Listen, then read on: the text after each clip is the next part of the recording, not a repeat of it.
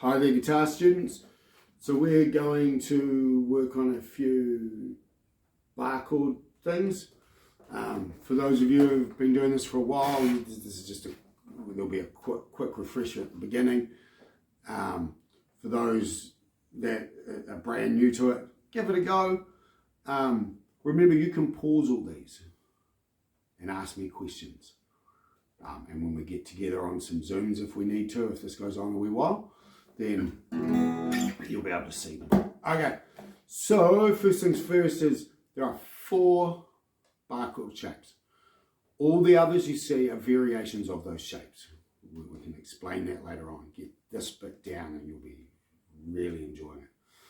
So you might have seen earlier on the warm-ups where we did 4 fingers, 4 frets. I want you to do that before we do this. So important. It'll give you a good foundation. You'll be able to do anything you want. You'll move faster, you'll move smoother. You want to be able to play way faster than you even need to play. And then you'll play what you need to play really well. Okay, so 4 bar chord shapes. E major, E minor, A minor, and then A major. Cool. So if you're watching me play A minor with these sausage fingers that tend to get in the way a little, they're very hard to fit in the smaller frets while I'm doing bars. So you'll see me play it like that and curve that finger up. That's an A shape. We'll get used to that. I'll remind you as we go. Cool. So lots of people will tell you to play, including Google. Google will tell you quite often to play these chords with these fingers, not keeping your bar finger free to play bar chords. And they say it's because it's easier.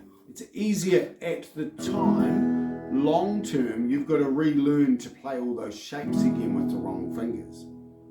Okay? And if you learn them the first time, then you move into bar chords really easily. Okay? Bar chords for some people are quite hard at the beginning because it's physically, there's a lot of strength in it. If you've got smaller hands, it's quite hard. If you've got bigger hands like me, it's also really hard to fit all your sausage fingers in there.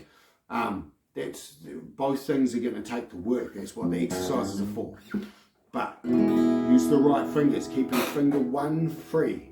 Finger 1 free on all 4 bar chord shapes. So your E major chord goes finger 2 on the G string in the 1st fret, and then your sticky fingers coming back again in the next fret, and you got finger 3 on fret 2, finger 4 on fret 2, on respectively on the A string and the D string. So that's finger 3 on the fret 2 of the A string, finger 4 on fret 2 of the D string. And you're going to play all those strings, all 6 strings. Cool. E minor is almost the same thing. Take off finger 2. Really easy. So you just got those sticky fingers. And remember, use these 2 sticky fingers because it'll make it easier to get into these bar shapes. And that's a long-term easier, not the short-term easier makes other things harder sometimes. So lots of people call it the path of least resistance. Okay, so going back to the E shape, we're going to move those fingers down. So that's the E major shape. We're going to drop down a string each to get A minor. Okay, if you've got that straight away, that's all good. Don't play the E string at the top. And you've got your from a major shape to a minor shape down really easy. If you didn't get it straight away, let's look at it. Finger 1 free, your bar finger is confiscated. Finger 2 is on the B string. It's the 1st fret and it's finger 2. Then sticky fingers in the fret beside it, upper string, and you've got finger 3 on fret 2 of the D string, finger 4, fret 2 of the G string. Remember, don't play that top E string on this one until you're barring things. Then you can play the whole lot. It makes a really good sound once you're playing all of them. But just learning the shapes, don't play that the E string. Just play the A string down. And then taking those 2 sticky fingers and dropping them down a string each. So on the B string, finger 4 is in the 2nd fret, finger 3 on the G string of the 2nd fret, and finger 2 is on the D string in the 2nd fret. And we're again playing the A string down. Remember when you see this later and you see me playing it like that, it's because I've got big sausage fingers, so I can't fit them in. If you found any of that hard, go back and pause it and watch it over and over again and listen to the details I've talked you through. Cool. And when you get on to moving into the bar shapes, you want that bar finger straight up and down to get that full sound. Okay, that's what we're aiming at. Here's a little exercise to get you there. So these are open bar shapes. So you will slide that E-shaped bar chord up so that finger 1, your bar finger, is at the 2nd dot. And that's curled up and just touching that 1st string on the A. And you get this really beautiful sounding open bar chord. Cool. You can slide that up to fret 7, so the 3rd dot. So fret 7, 3rd dot with an E shape open chord, so your bar finger is not all the way down, it's curled up. And A is at the 5th fret, the 2nd dot, same shape. And E, they go really well together. You can also put the D chord goes nice in there too. Okay, so that's a borrowed chord for those that are running the music theory at the moment to understand these bar chords. That's a borrowed chord. Yes, it doesn't seem like it should fit. It suddenly does. It's borrowed from the key of A, and where the rest of the chords are in the key of E.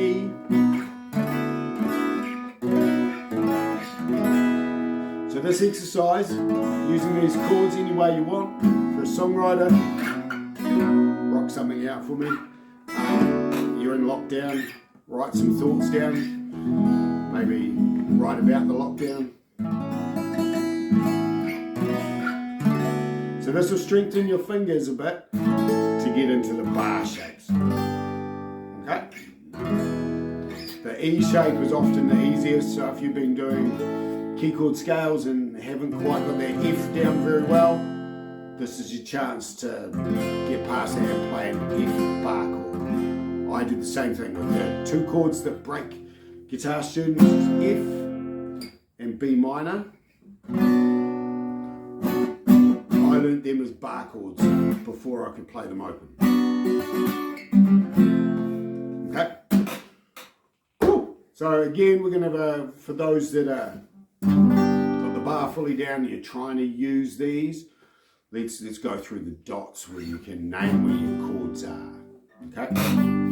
So the dots, we play them and say them on the E string and the A string. And that's because all your E-shaped chords, E major and E minor, are named on the E string. So what you're playing on the E string is the name of the chord. And then it's whether it's major or minor.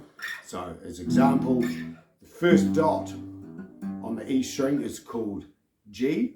So we're playing an E major shape at G, it's G major. So it sounds like a variation of the same chord. They sound the same, but they have a bit more richness, depending what sort of music you're playing. Playing rock, the bar chords will go off. If you're playing country music, open chords are favoured most of the time.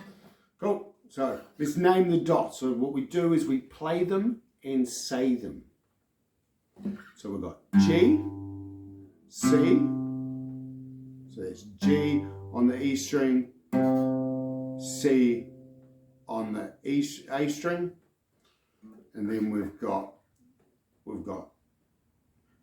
so we'll go right through the whole thing. We'll go E, A, say them after me, A, D, B, E, C sharp, F sharp, E, A.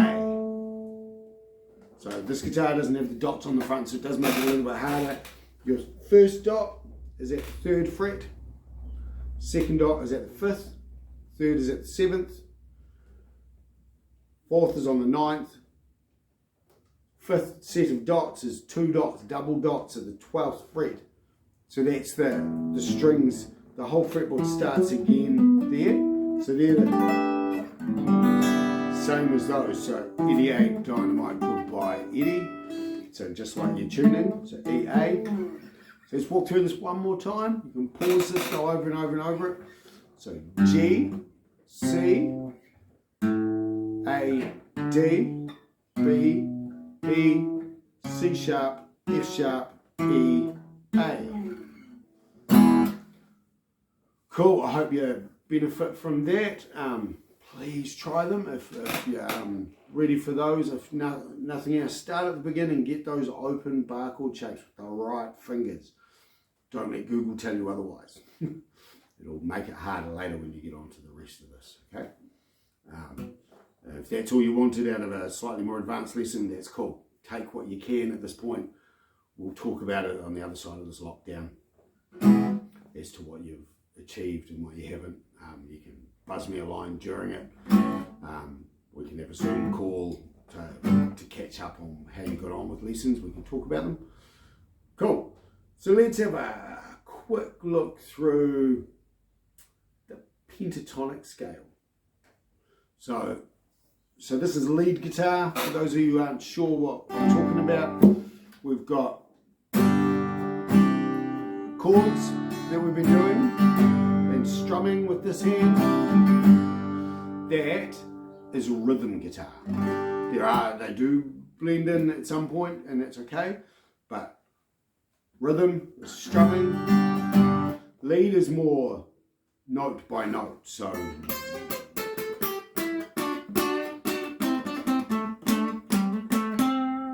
okay, so we're going to have a wee look at a thing called the pentatonic scale.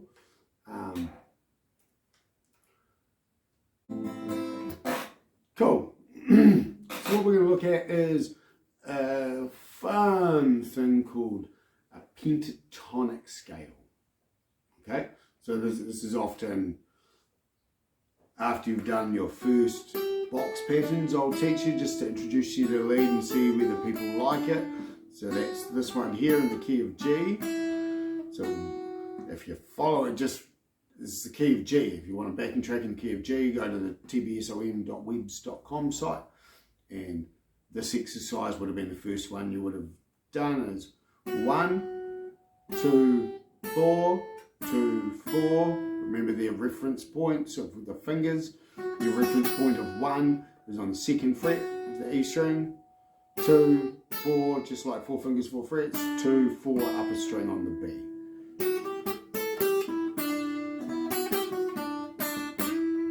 So there's some fun things to do with that alone in the key of G, if you look at that. Cool. So for the slightly more advanced, if you want to, or the more fun, this is the one that gets guitar players going all the time. And when I play this in class, lots of you guys accuse me of showing off. It's not that hard. You can learn it right now. So this sounds like a show-off thing, because it's not. When you throw all the techniques in, it sounds really mean. It's really good. So we're in the key of C for you theory people, or the key of A minor. So the backing tracks will either say C or A minor, or they'll say both if I've labelled them. So here's one. I'll give you an example with the backing track. The backing tracks are on the website tbsom.webs.com. And so what we're looking at is, again, reference points. Your reference point of 1 is at the 5th fret. We're starting at the bottom on the E string, and we'll go 1 4, 1 4, 1 3, 1 3, 1 3, 1 4. Okay, I'll go through that again. 1 4, 1 4, 1 3, 1 3, 1 3, 1 4. So if you notice, if you were learning the bar chord things, A, your root note is there at the top and bottom. So when you want to end a phrase or an idea, you want to go back to that root note. So A minor or C. So A or C will end up with you in the right place. Cool. So this concept, I want you to practice the scales a little.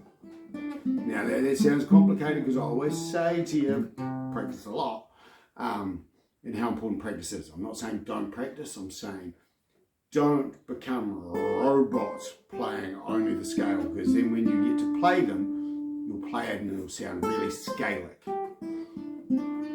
like a tuatara.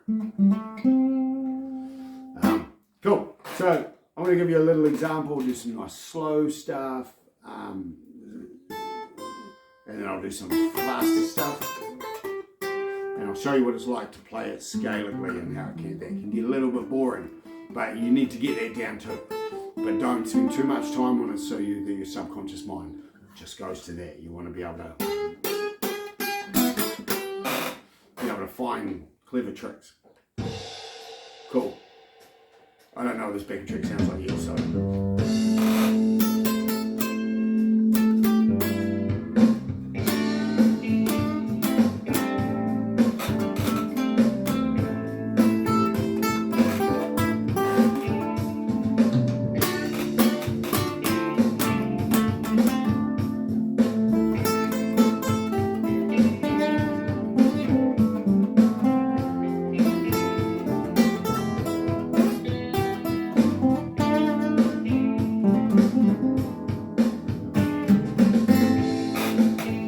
Cool, so that's just me having a little to-do.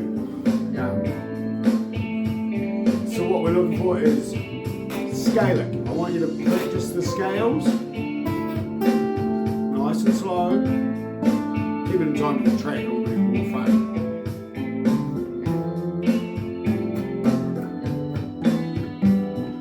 And you want to get it a little bit faster, going up and down.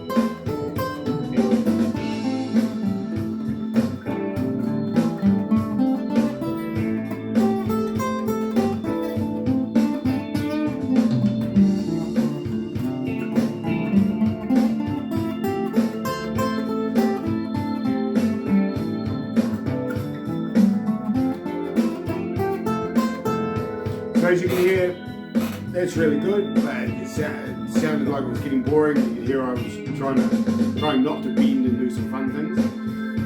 Once you've got that down, you know where those notes are. You actually understand them. Play anything inside there. So you start somewhere else. And just try things. We've done this key the first time because if you bumble, play an open string by accident, you're still in key. So they'll still sound good.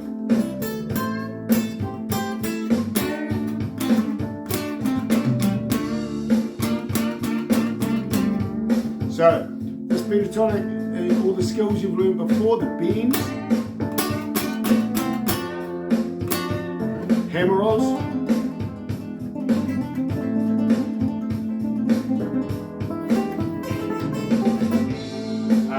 vibratos. So vibrato is just shaking the string if you haven't done it before.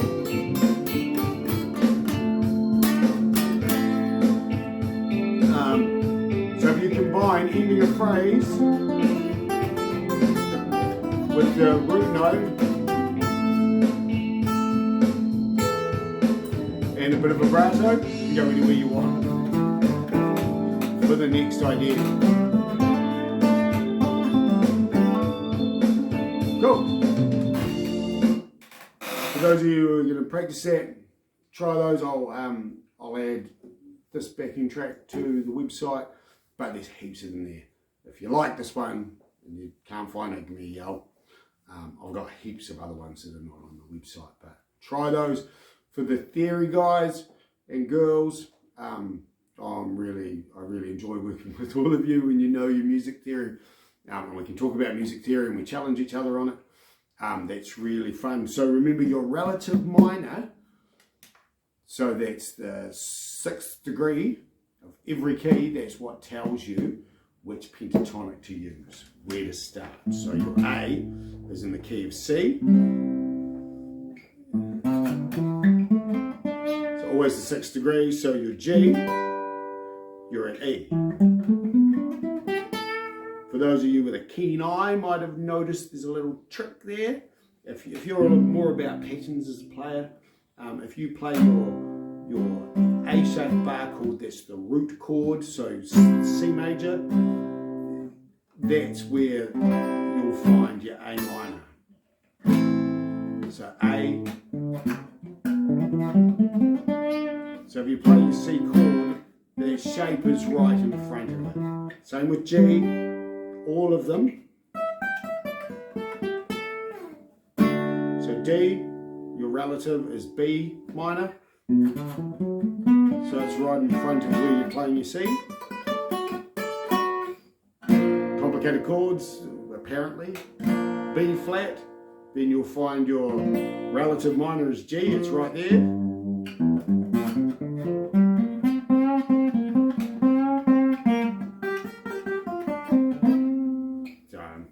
Again, meant to be complicated, E flat, then you realise that your pentatonic is right there. Cool. So all these keys are accessible if you use that information. If I said any of that too fast, pause it, listen to it over and over again. The answers are there. Okay? If you need to ask me, I can send you some charts that show you the cheats methods. Same thing with using capos and stuff. I've got some charts for those. Please talk to me if you're going through these exercises and you want more information. Come and say to me, hey, I want to know about capos. I want to know about this. I'll send you the charts, the cheats, things. Let's make the most of this lockdown and actually learn some stuff instead of too much screen time and the hassles, the downfalls of this. Can be the making of you.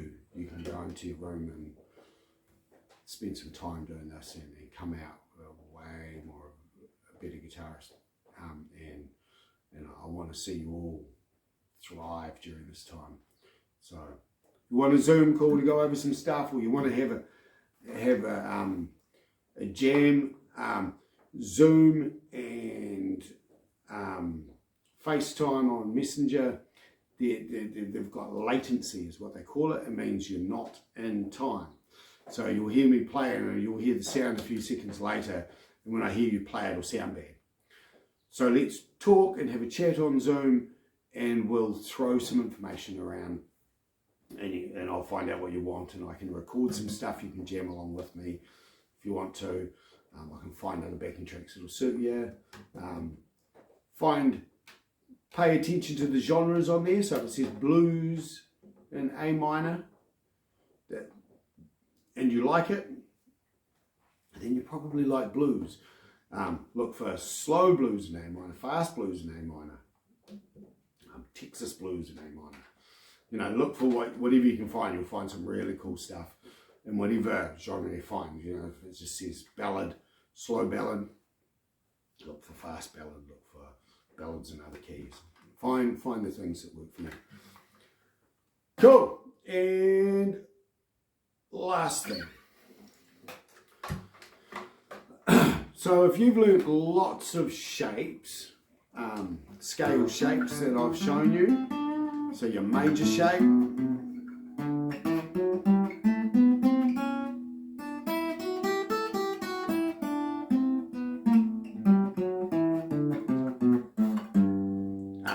you've got your easiest scale in the world. So it's straight after your major key, so we're in G, go up to A, so you go up, so where it all ends is where the other one starts. I hope that makes sense. Rewind this and ask over and over again. And it's 1 3 1 3 1 3 1 3 1 3 1 3 is why we call it the easiest scale in the world.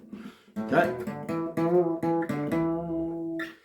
And then you've got straight after it where all of those end. You start with 1 4 1 4 1 3 1 3 1 4 1 4. So it's a little bit like the pentatonic. So you've got the 1 4 1 4 1 4 1 3 1 3, just like the pentatonic. But then you go up to 1 4 1 4, slightly different from the pentatonic. So you've got the extra 4 in there rather than the 3. So it's pretty much the same. And then what I call the mirror scale, so it inserts like Tetris into that scale. So where all those notes finished in separate places, that's the beginnings of all the others. So you got from the 10th fret, so you're going with the right fingers, remember, even if you see me doing something naughty. So you got 2 4 2 4 1 4 1 4 2 4 2 4. And then that goes straight into your pentatonic, your E minor pentatonic. So if you see, that joins the entire fretboard up. Learning how to use those and finding patterns to get across can be really hard. So I've come up with one of many ways of doing what we call sweeping across the fretboard. So it's just joining those up. Instead of playing things that sound scalic again, like I said the pentatonic can do. That sounded scalic, then we go into the other one. That also sounds scalic, and we just keep running across the same problems. So you can tell, as a guitar player, and you've done a wee bit of this, that I'm just going through scales. Okay? It doesn't sound like music at this stage. So what I've come up with doing is a very, very simple way of buzzing over the fretboard. So we're in the key of G now for those that are unsure. So we're going to use a backing track in the key of G. I think this is one of my favorites, so if you like it, cool, ask me about it, I'll share it with you. I use it for a song that I wrote, because it's the same chords, because blues and rock and roll is pretty simple. So I'm going to show you very quickly, and then I'll show you what it sounds like when you use it.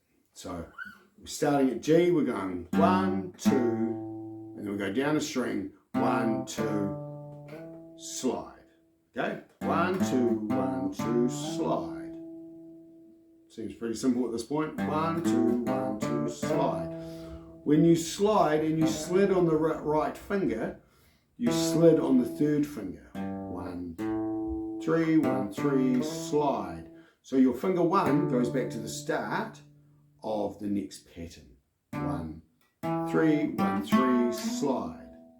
So just so you see those together. 1 3 1 3, slide. 1 3 1 3, slide.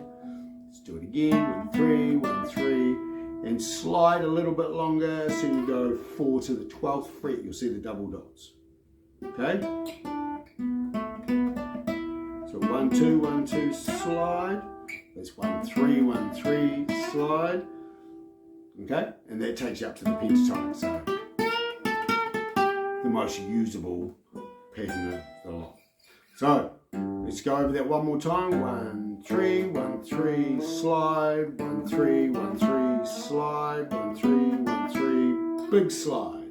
And then you add either the mirror pattern or slide into the pentatonic. So this is what it sounds like being used.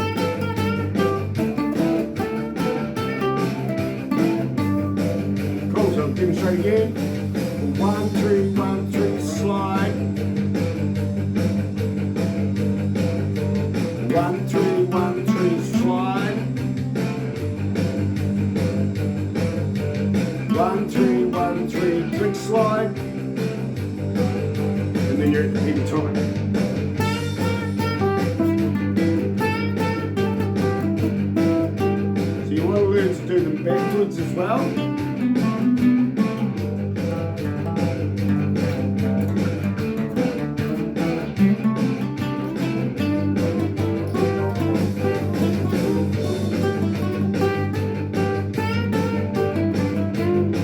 Cool. So there's some big exercises there for you. Don't be afraid to try them out as best you can. Send me notes. Tell me how you're getting on. Get someone to film you playing it. If you think you're riffing away and it's really sounding good on these backing tracks, I really do want to hear it. Tell me if you don't want me to share it on the Facebook page, because I want to share and encourage other musicians like ourselves that are in lockdown like this, anywhere in the world actually, because people have done it a lot harder than we have in New Zealand. So let's, if you don't want me to share your work, tell me. If you want me to share it, tell me too. If you send it to me, I'll share it unless you tell me not to. So get friends to take photos of you doing your lessons, some good shots of you looking at the computer, playing your guitar, or just jamming. Cool. Have a good one.